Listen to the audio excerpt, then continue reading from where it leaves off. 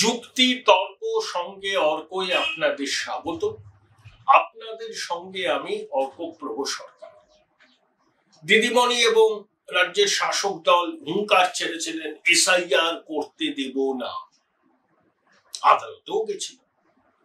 খোকাবাবু তর্জনী তুলে বলেছিলেন এসআইআর হলে কত না 10 লক্ষ লোক নিয়ে তিনি দিল্লিতে নির্বাচন কমিশনের দপ্তর ঘেরাও। ছোটবাবু এখন যান না দিল্লি প্রতিবাদ জানাতে। একে দিল্লিতে শীত, 10 লক্ষ লোককে নিয়ে যাবেন তো ট্রেন ভাড়া করতে হবে, বাস ভাড়া করতে হবে, অতজন লোককে থাকা খাওয়ার ব্যবস্থা করতে হবে। তবে আপনারা ক্যাশ রিচ পার্টি এটা করতে পারবেন, কিন্তু 10 লক্ষ লোককে জোগাড় করতে পারবেন? আগে একবার দিল্লিতে গেলেন না কেন্দ্রীয় বঞ্চনার অভিযোগে 3000 লোক নিয়ে গিয়েছে। তারপরে রাজঘাটে কি হয়েছিল আমরা সবাই সেটা জানি। তাহলে এসআইআর এর বিজ্ঞপ্তি 27 অক্টোবর জারি হলো। 4 নভেম্বর থেকে বিএলওরা বাড়ি বাড়ি যাচ্ছেন, ফর্ম দিচ্ছেন। অনেক ফর্ম দেয়া হয়ে গেছে। 4 ডিসেম্বরের মধ্যে আশা করছি এই পদ্ধতি শেষ হবে। তারপরে আবেদন নিবেদন বাতিল করা, ইনক্লুশন, যাদের নথি তলব করবে নির্বাচন কমিশন তারা নথি নিয়ে যাবেন। তারপরে একদম সব মিলিয়ে 7ই ফেব্রুয়ারি আপনার পূর্ণাঙ্গ ভোটার তালিকা প্রকাশ হবে। এখন কত নাম বাদ যাবে, কত নতুন নাম যুক্ত হবে, এটা এই মুহূর্তে বলার জায়গায় আমি নেই। আমি তো বিজেপি নেতাদের মতো ভবিষ্যৎ দ্রষ্টা নই। তারা এক একজন এক এক রকম ফিগার বলছেন, কেউ বলছেন 1 কোটি, কেউ বলছেন 1,25,00,000 লক্ষ। যাই হোক, নাম অনেক বাদ যাবে, এটা সাদা চোখে বোঝা যায়।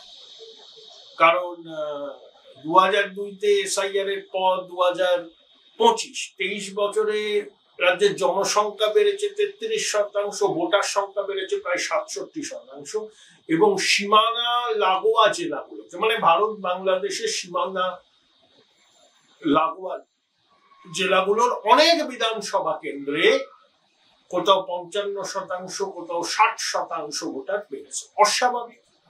এবং কলকাতা থেকে ঢিলছোড়া দূরত্বে বৃহত্তর কলকাতায় রাজারাম নিউটাউনের পরিস্থিতি দেখে আসুন। কয়েক বছরের মধ্যে 30% ভোটার পেয়েছে। এগুলো এই এক্সপোনেনশিয়াল গ্রোথের তো কোনো ব্যাখ্যা হয় না। এই পরিস্থিতি দিদিমণি কয়েকদিন আগে আম্বেদকরের মূর্তি থেকে জোড়াসাঁকো ঠাকুর বাড়ি পর্যন্ত হাঁটলেন, হাতে আলা সংবিধান। এটা একটা ফ্যাশন হয়েছে রাহুল গান্ধীর দেখা দেখি, সবাই হাতে সংবিধান নিয়ে হাঁটে। আর দিদিমণি হাঁটছেন তার কয়েক কদম পিছনে হাল ফ্যাশনের পোশাক আশাক পরে যিনি বৈভবের আস্পালন করতে অভ্যস্ত সেই খোকাবাবু হাঁটছেন, যিনি এই রাজ্যের সংবিধান বহির্ভূত ক্ষমতার অধিকারী। তিনি এ রাজ্যের সঞ্জয় গান্ধী, যিনি সংবিধান হাতে নিয়ে হাঁটছেন, সংবিধানকে বাঁচানোর সংকল্প করছেন।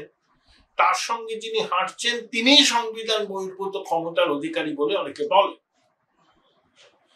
নির্বাচন কমিশন সাংবিধানিক প্রতিষ্ঠান, জনপ্রতিনিধিত্ব আইন 1950, সংবিধানের 334 থেকে 339 দ্বারা সবেতে নির্বাচনের কমিশনের ক্ষমতা সুনির্দিষ্ট করা আছে যে ভোটার তালিকা সংশোধন করা কমিশনের সাংবিধানিক অধিকার।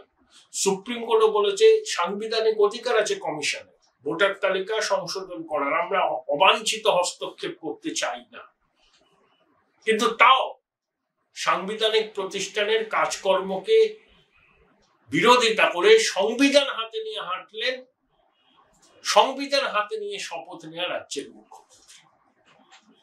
তারপর জোড়াসাঁকো ঠাকুর বাড়িতে সামনে গিয়ে সে আবল তাবল অনেক কথা বললেন। কেন যে তিনি হিন্দিতে বলেন, ওখানে হিন্দিভাষী কজন ছিল? আর যারা হিন্দিভাষী আছেন তারা ওই হিন্দি শুনলে হিন্দি ভুলে যাবে। ওর থেকে ভালো হতো তিনি যদি শুদ্ধ বাংলায় সেগুলো বলতে পারতেন। তিনি বললেন, তিনটা স্বভাব সিদ্ধ ভঙ্গিতে ধমকালেন, চমকালেন, সরকার ফেলে দেওয়ার কথা বললেন। তারপরে আর একটা নাটক করলেন, তার বাড়িতে বিএলও এসেছিল, সব কাগজে খবর বেরোলো, এমনকি তার দলীয় মুখপত্রেও। ভোটার মুখ্যমন্ত্রী বিএলওর কাছ থেকে এসআইআর ফর্ম নিয়েছেন। দিদিমণি দেখলেন এ তো ন্যারেটিভটা অন্য যাচ্ছে, তিনি এসআইআর এর বিরোধিতা করে পথে নামছেন।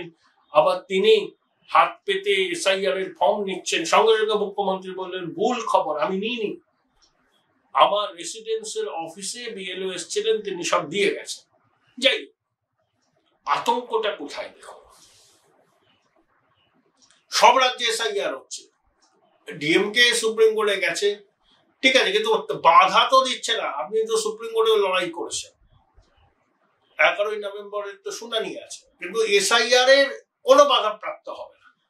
কমিশনকে সুপ্রিম কোর্ট যা যা বলেছিল, যে যে অ্যাডিশনাল নথি গ্রহণ করার কথা বলেছিল, কমিশন সেটা মান্যতা দিয়েছে, আধার কার্ডকে নথি হিসাবে গ্রহণ করেছে, কিন্তু আধার কার্ড নাগরিকত্বের পরিচয় নয়, একটা ওয়েলফেয়ার স্টেটে সরকারি সুযোগ সুবিধা পাওয়ার একটা পরিচিতি পত্র মাত্র। তাহলে নবান্নের 14 তলায় এত গেল রব কেন? দিদিমণি কি না করেননি বলুন তো? ওই 2012 বলেছিলেন 95% কাজ করে দিয়েছে, তখন অনেকে তাকে বিধান ন্যায়ের উপরে বসিয়েছিল। দিদিমণি বলেন আমি জন্ম থেকে মৃত্যু পর্যন্ত মানুষের পাশে আছি। কি নেই দিদিমণি? লক্ষ্মীর ভান্ডার, কন্যাশ্রী, রূপশ্রী, সবুজ সাথী, স্বাস্থ্য সাথী, সমব্যথী, একগুচ্ছ সামাজিক প্রকল্প। কন্যাশ্রী আর লক্ষ্মীর ভান্ডারের প্রাপকের সংখ্যা প্রতি বছর বাড়ছে, তার জন্য বাজেটে বিশেষ বরাদ্দ থাকে, অন্য দপ্তরের বরাদ্দ কাটছাট করে এই প্রক্রিয়াগুলি যাতে চলমান থাকে তার জন্য সরকার সচেষ্ট। সেই জন্য এবড়ো খেবড়ো রাস্তা, খানাখন্দে বড় রাস্তা, কোন রকমে তাপ্পি দিয়ে মেরামত করা, এসব তো চলছে। পাড়ায় সমাধান চালু করলেন, বললেন 8,000 কোটি না 10,000 কোটি টাকা, 8,000 কোটি টাকা খরচ হবে, বাজেটে বরাদ্দ ছিল না, আইপ্যাকের পরামর্শে করলেন, তারপরে টাকার সংস্থান করতে কালখাম চলে যাচ্ছে। তা আপনি তো করছেন মানুষের জন্য, দুয়ারে সরকার কিনে দিয়েছেন, পাড়ায় সমাধান করছেন, এত সামাজিক প্রকল্প, তাহলে এসআইআর এ আপনার ঘুম ছুটছে কেন? আর্তনাদ করছেন কেন ছোট বাবু? তাহলে কি 14 তলা বুঝতে পেরেছে এই যে মৃত ভোটার, একাধিক জায়গায় নাম তোলা ভোটার, অনুপ্রবেশকারীদের নাম এক ধাক্কায় বাদ গেলে সমূহ বিপদ? বিজেপি তৃণমূলের মধ্যে ভোটের যা ফারাক আছে, মোট ভোটের, এসআইআর এর পরে সেই ফারাকটা অনেকটা কমে যাবে, বিষয়টা তুল্যমূল্য হয়ে যাবে।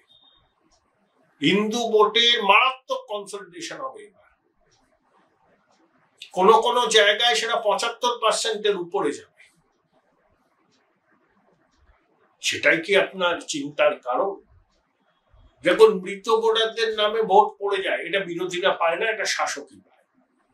একাধিক জায়গায় যাদের নাম আছে তারা ভোট দিয়ে যান, শাসকের পক্ষে দিয়ে যান। দ্বিজেন মুখোপাধ্যায় ভোট দেন শাসকের পক্ষে, তাহলে দ্বিজেন মুখোপাধ্যায় যদি আর ভোট না দিতে পারে, ক্ষতিটা কার? শাসকের। সেই জন্যই দিদিমণি বেজায় চটেছে। কিন্তু এখন যদি স্কোরশিট দেখেন, ইলেকশন কমিশন 3, রাজ্য সরকার 0, খেলার ফলাফল। প্রথমে বলেছিলেন এসআইআর করতে দেবো না, এসআইআর হচ্ছে।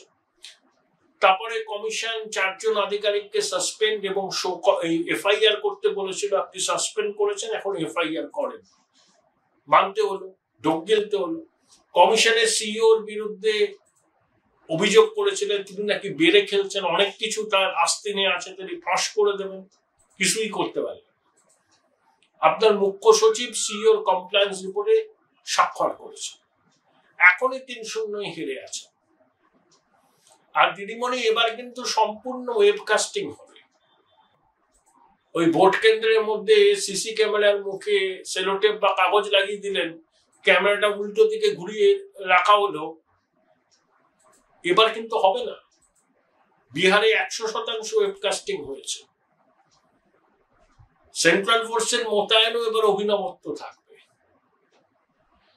সেন্ট্রাল ফোর্স আসলে তাদেরকে, তাদের আপ্যায়নে আপনারা কোনো ত্রুটি রাখেন না, আমরা সব চাই। তাই শুধু কেন্দ্রীয় বাহিনীর উপর বোধহয় ভরসা করা হবে না।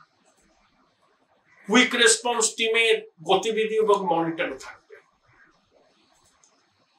একটা স্বচ্ছ নিরপেক্ষ নির্বাচন হোক না, দুধ কা দুধ পানি কা পানি হয়ে যাবে।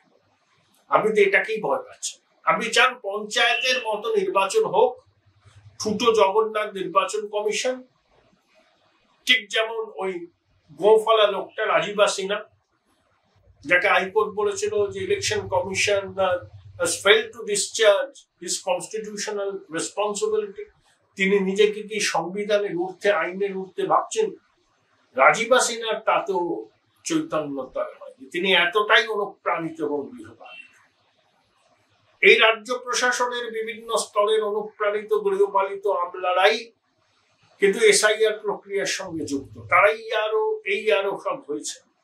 সংশয় আছে স্বয়ংসম্পূর্ণ এসআইআর হবে কিনা। যদি 80% এসআইআর হয় যথেষ্ট, আমরা 100% এই রাজ্যে এক্সপেক্ট করি না।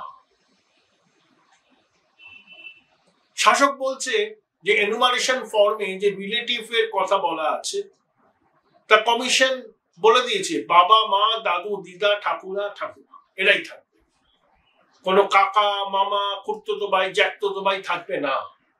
ওটা চাইছে শাসক, ওই নামগুলো যাতে ঢোকানো হয় রিলেটিভের জায়গা, তাহলে কি কারচুপি করতে সুবিধা। Join Indian Institute of Hotel Management now. Right choice, right decision. Anganwadi কর্মীদের অনেক বিএলও হিসাবে নিয়োগ করা হয়েছে, সরকারি কর্মচারী থাকা সত্ত্বেও। ইআরওরা বলেছেন নেই সরকারি কর্মচারীতেই, বাধ্য হয়ে অঙ্গনওয়াড়ি কর্মীদের নিয়োগ করা হয়েছে। মামলা মোকদ্দমা হলে ইআরওরা বুঝবেন। একেবারে যেখানে সরকারি কর্মচারী বা স্কুল শিক্ষক শিক্ষিকা অপ্রতুল, সেখানে আপনি কমিশনের অনুমতি নিয়ে ঠিকা কর্মী বা অঙ্গনওয়াড়ি কর্মীদের নিয়োগ করতে পারেন, না হলে পারেন না। আপনি দেখালেন এখানে সরকারি কর্মী বা শিক্ষক যথেষ্ট সংখ্যায় নেই, কিন্তু সাধারণ মানুষ দেখতে পাচ্ছে অনেক সরকারি কর্মী, অনেক শিক্ষক আছে, তাহলে আপনারা মিসগাইড করেছেন কমিশনকে। কেউ মামলা হলে তার কনসিকুয়েন্স আপনাদেরই ফেস করতে হবে। বিহারের এক্সাম্পল ভুলে যাবেন না। এবং প্রশাসনের উপর চাপ আছে, ভয়ঙ্কর চাপ, নির্বাচন কমিশনের চাপ আছে। তাই নবান্নের অন্দরমহলে এখন হুলস্থুলুস। এসআইআর এর আউটকাম কি হবে এরা মঙ্গেশ্বরী এখন বুঝতেই পারছেন না, শেষ পর্যন্ত ছবিটা কি দাঁড়াবে। তাই রাতের বেলা পঞ্চায়েত দপ্তর খুলে শংসাপত্র দেওয়া হচ্ছে। শুভেন্দু অধিকারী অভিযোগ করেছেন যে কলকাতা পুরসভা দেদারে জন্মের শংসাপত্র ইস্যু করছে। অনেক জায়গায় বিএলওরা বাড়ি বাড়ি না গিয়ে গাছের তলায় বসে আছেন, দলীয় দপ্তর থেকে ফর্ম বিলি করা হচ্ছে। কোন বিএলও তার কাজ না করে তার স্বামীকে কাজে নামিয়ে দিচ্ছেন, তিনি আবার শাসক দলের ক্যাডার। এসব হচ্ছে, কিন্তু সেটা পার্সেন্টেজ হয়তো খুব বেশি নয়, কিন্তু হচ্ছে। অধিকাংশ বিএলওই দায়িত্ব নিয়ে কাজ করছে। এই পরিস্থিতি দেখুন, এরা নবান্ন এক্সপেক্ট করেন যে এসআইআর হবে, এক্সপেক্ট করেনি, তাদের এটা চিন্তা ভাবনার বাইরে ছিল।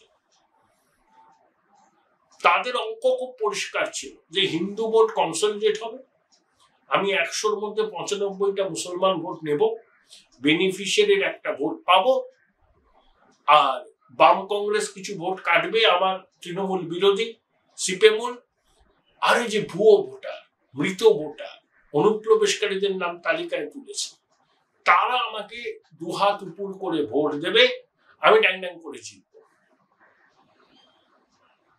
প্ল্যানটা আটকে গেছে অনেকটা, পুরোটা না। শাসকও ছক কষছে, আইপ্যাকও ছক কষছে, ভাববেন না যে তারা হাত পা গুটিয়ে বসে আছে। এই চ্যালেঞ্জটা আসবে তাদের কাছে, এটা জানা ছিল না, হঠাৎ করে এসছে চ্যালেঞ্জটা। কেউ জানতো না তো এসআইআর হবে সারা দেশ জুড়ে। এবং কমিশন যেভাবে প্রযুক্তিকে ব্যবহার করছে, কারচুপি তাতেও হবে, কিন্তু কারচুপির মাত্রা অনেকটা কম থাকবে। 2002-এ যত ভোটার বাদ গিয়েছিল, স্বাভাবিক নিয়মে 2025-এ তার থেকে 3-4 গুণ ভোটারের নাম বাদ যায়। কয়েক লক্ষ মৃত ভোটার আছে, একাধিক জায়গায় নাম তুলে রাখা ভোটার আছে, অনুপ্রবেশকারীরা আছে। দেখছেন না কত আফগান নাগরিক, কোথাও পাকিস্তানি নাগরিক ধরা পড়ছে। অনেক বাংলাদেশি স্বেচ্ছায় দেশ ছেড়ে চলে যাচ্ছেন সীমানা পেরিয়ে রাতের অন্ধকারে। বহু জায়গায় বাড়িতে গৃহ সহায়িকারা আসছেন না, সব বাংলাদেশে চলে গেছেন এসআইআর এর আতঙ্কে। তবে বিশেষ সম্প্রদায় অধ্যুষিত জেলাগুলিতে যখন বিএলওরা বাড়ি বাড়ি যাবেন, তারা যাচ্ছেন, যখন ইন্টেরিয়ারে যাবেন তখন পরিস্থিতিটা কিরকম হয় সেদিকে নজর রাখতে হবে। বারবার বলছি না তো, কোভিড সন্দেহ অনেক কিছু বাকি আছে, কিন্তু এখনো পর্যন্ত যেভাবে ঘটনাগুলো ঘটছে শাসক স্বস্তিতে নেই। স্বস্তিতে থাকলে এসআইআর নিয়ে এত লম্পজম্প করতো না। বলছে আমরা কনফিডেন্ট, আমরা তো চাই এসব মৃত ভোটার, অবৈধ ভোটার, অনুপ্রবেশকারীদের নাম বাদ যায়, আমরা কমিশনকে সহায়তা করব। বলছে একজন যোগ্য ভোটারের নাম যেন বাদ না যায়। ঠিক তো, আমরাও তাই বলছি। সঙ্গে এটাও তো বলতে হবে একজন মৃত ভোটার, একজন অনুপ্রবেশকারীদের নামও যেন তালিকায় না। এটা একটা চুপ করে আছে, কারণ এটা ওদের নির্বাচনকে মানে ভোট জয়ের চাবিকাঠি। ওই দ্বিজেন মুখোপাধ্যায় আবার ভোট দিয়ে জেতার, শ্রমিক ভট্টাচার্যের প্রয়াত বাবা মা এই লোকসভা নির্বাচনে ভোট দিয়েছিলেন, যদিও তার আগেই তারা প্রয়াত হয়েছেন। শ্রমিকবাবু বলেছিলেন, ইস 8 ঘন্টা আগে গেলে আমার প্রয়াত বাবা মার সঙ্গে দেখা। এরা যখন ভোট দিয়ে যান, শাসককেই দেন, তাহলে এদের নামটা বাদ গেলে ক্ষতিটা শাসকেরই হবে। একে 15 বছরের প্রতিষ্ঠান বিরোধিতা, চৌর্যবৃত্তির সাম্রাজ্যের একেবারে প্রতিষ্ঠা, চাকরি নেই, শিল্প নেই, কলকারখানা নেই, পরিযায়ী শ্রমিকের সংখ্যা বাড়ছে, নতুন করে বলার কিছু নেই। আমরা 5 বছরে এই করবো, মানুষ বলেছে ভাই 15 বছর অনেক কিছু করেছে, এবার ক্ষান্ত দাও। বাংলা আক্রান্ত, ভাষা সন্ত্রাস, বাঙালি আক্রান্ত, নো টেকার্স, আইপ্যাকের প্ল্যান মুখ তুবড়ে পড়েছে।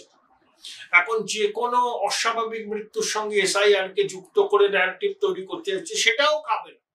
এসআইআর কে সমর্থন করছেন রাজ্যের সাধারণ মানুষ। এটা শাসক জানে কিনা আমি জানি না, না জানলে জেনে নিন, তারা সমর্থন করছে। প্রত্যেকটা দেশপ্রেমিক মানুষ চান একটা নির্ভুল ভোটার তালিকার মাধ্যমে নির্বাচন, তাতে যা ফলাফল হয় সবাই মেনে। সাধারণ মানুষ এই এসআইআর কে সমর্থন করছে, তৃণমূলের হুমকিকে গ্রাহ্যের মধ্যে না এনে বিএলওরাও কাজ করছে। এতেই শাসক দলের মনে হচ্ছে যে তাদের পালে ভাগ হয়েছে। তাই 14 তলা 13 তলা খুব অস্থির। আসলে কল্পনায় ছিল না যে এরকম একটা এক্সারসাইজ হতে চলেছে। আগে থেকে জানলে পরে অনেক আটঘাট বাড়ত, এখনো বেড়েছে। নানাভাবে ম্যানিপুলেট করার চেষ্টা এরা করবে, অনেক ক্ষেত্রে সফল হবে। তাই বললাম না, 80% এসআইআরটা যদি হয় সেটাই যথেষ্ট।